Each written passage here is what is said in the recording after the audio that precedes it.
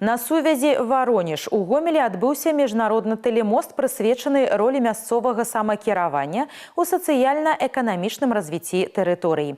Онлайн-сустрэча аб'яднала прадстаўнікоў абласной асацыяцыі мясцовых саветаў дэпутатаў, маладзёжнага савета, а таксама іх калег з Воронежскай вобласці.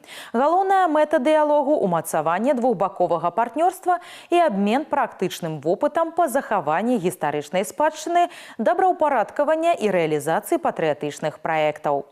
Мясцовае самакіраванне – найважнейшае звяно паміж дзяржавай і грамадствам, а сумесная праца па захаванні гістарычнай праўды служыць падмуркам для росквіту рэгіёнаў.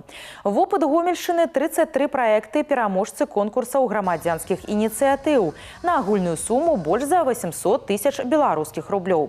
Гэта ў 2 разы перавышае паказчыкі мінулага года. Каждый из выступающих поделился практикой развития гражданских инициатив на своих территориях, каким образом работают с населением. Я считаю, что такая форма работы, она не только наполняет нас новыми практиками, которые мы можем использовать на территории своих стран, но и, конечно же, в первую очередь это общение, это когда депутатский корпус делится своими наработками и перенимает опыт своих коллег. Вынікам сустрэчы стала вызначэнне сумесных напрамкаў работы, якія ў найбліжэйшай будучыні лягуць у аснову новых трансгранічных праектаў Гомельскай і Воронежскай абласцей.